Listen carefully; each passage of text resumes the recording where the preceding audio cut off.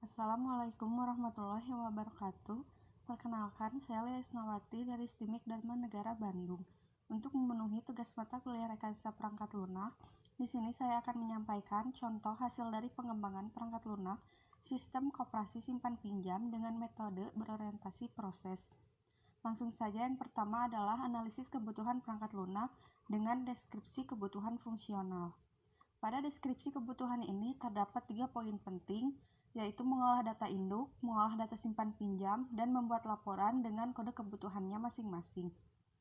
Pada data induk, ada menambah data induk anggota dengan entry dan rekam data anggota, menambah data induk ketentuan dengan entry dan rekam data ketentuan.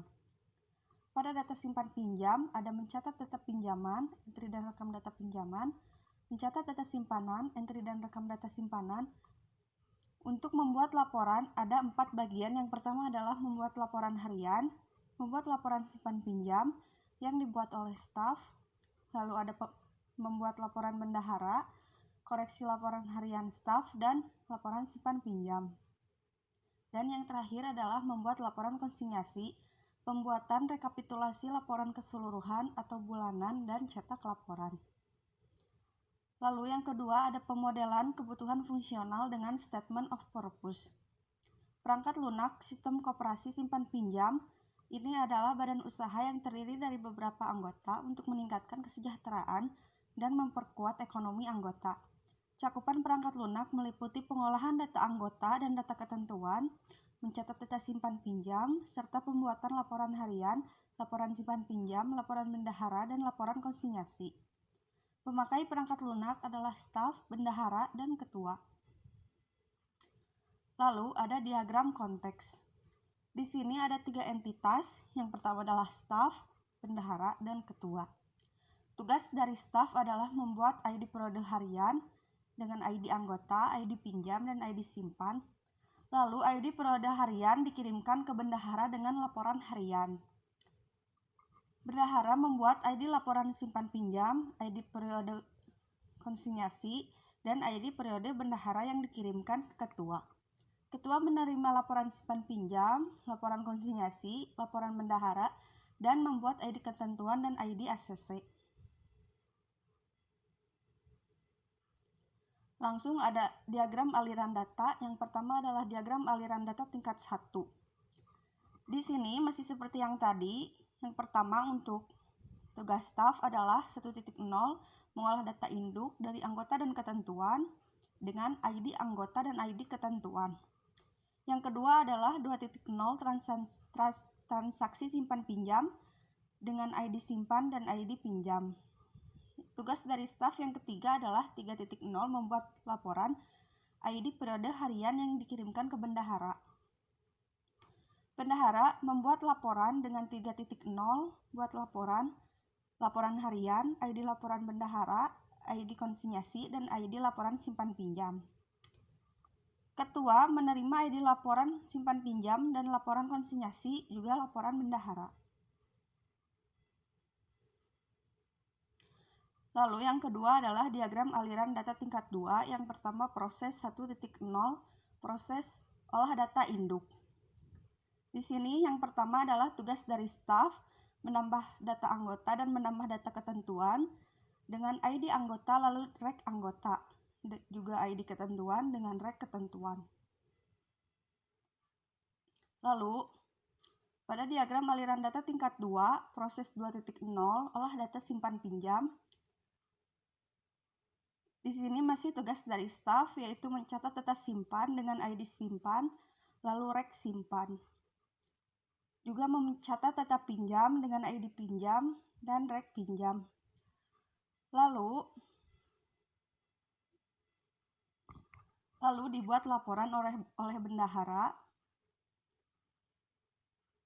dengan membuat laporan harian, laporan bendahara, laporan konsinyasi, dan pembuatan laporan simpan pinjam. Lalu ada kamus data.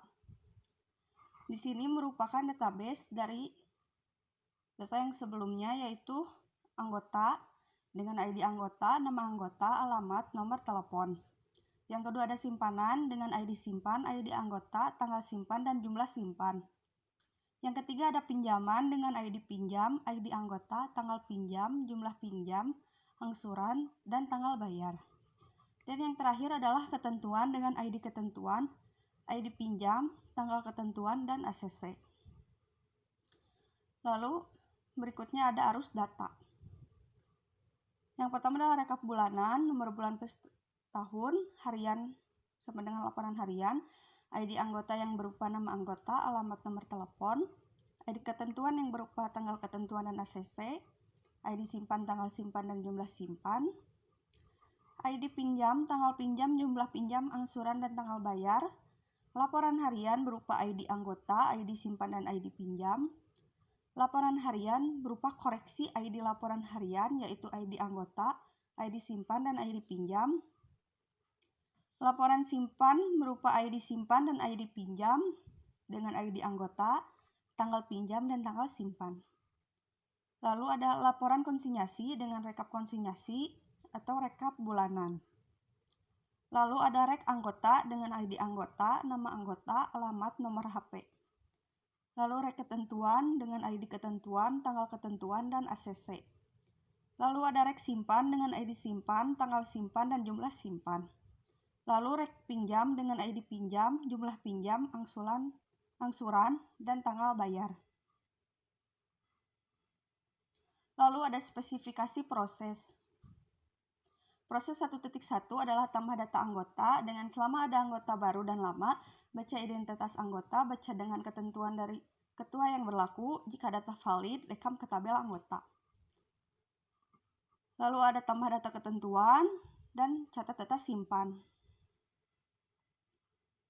Catat data pinjam, buat laporan harian, buat laporan simpan pinjam, buat laporan bendahara, dan buat laporan konsinyasi yang akan ditujukan dengan tabel yang ada di bawah nanti. Lalu di sini ada pembuatan model data konseptual dengan diagram ER versi Peter Chen. Di sini ada 4 entitas, ketentuan, anggota, pinjaman, simpanan dengan masing-masing atribut. Lalu ada pembuatan model data konseptual dengan diagram ER versi James Martin.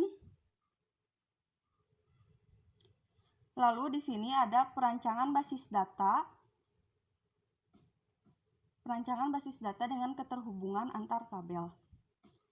Jadi di sini merupakan sebuah ID yang sama.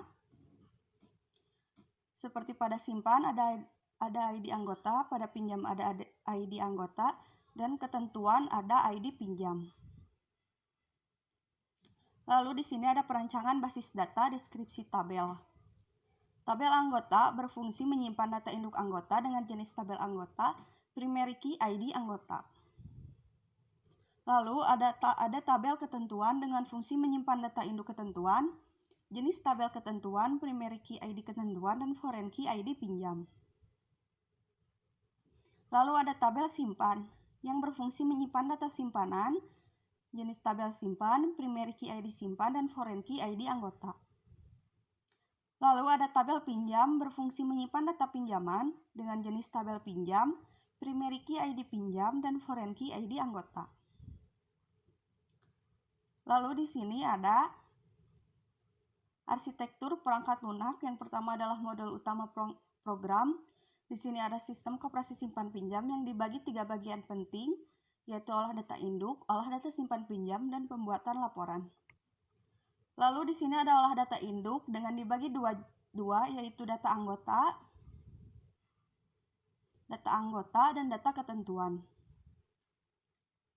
Data anggota dibagi menjadi 3, baca data ID anggota dengan ID anggota, baca data ketentuan, dan rekam data anggota dengan rek anggota.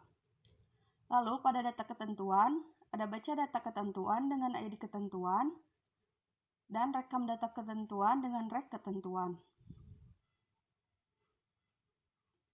Lalu ada modul olah data simpan pinjam. Pada simpanan, baca data simpanan dengan ID simpan, rekam data simpanan dengan rek simpan. Pada pinjaman, ada baca data pinjaman dengan ID pinjam, dan rekam data pinjaman dengan rek pinjam.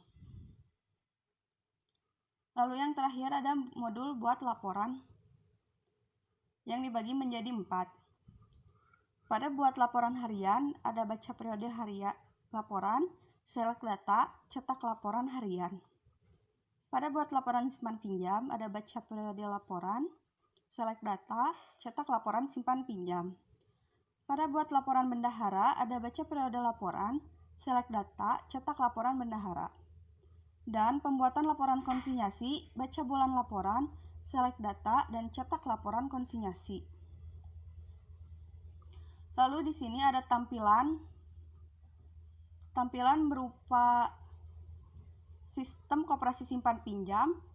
Yang pertama ada data induk dengan anggota ketentuan, data simpan pinjam dengan simpanan pinjaman, dan laporan, yaitu laporan harian, laporan simpan pinjam, laporan bendahara, dan laporan konsinyasi. Jika kita mengklik anggota, maka muncul seperti ini. Dengan tambah data anggota berupa ID anggota, nama anggota, alamat, nomor handphone, dan rekam atau batal. Demikian presentasi dari saya. Semoga hasil yang didapatkan dari presentasi ini bisa bermanfaat untuk kita semua. Jika ada kekurangan atas penyampaian, saya ucapkan maaf dan terima kasih. Wassalamualaikum warahmatullahi wabarakatuh.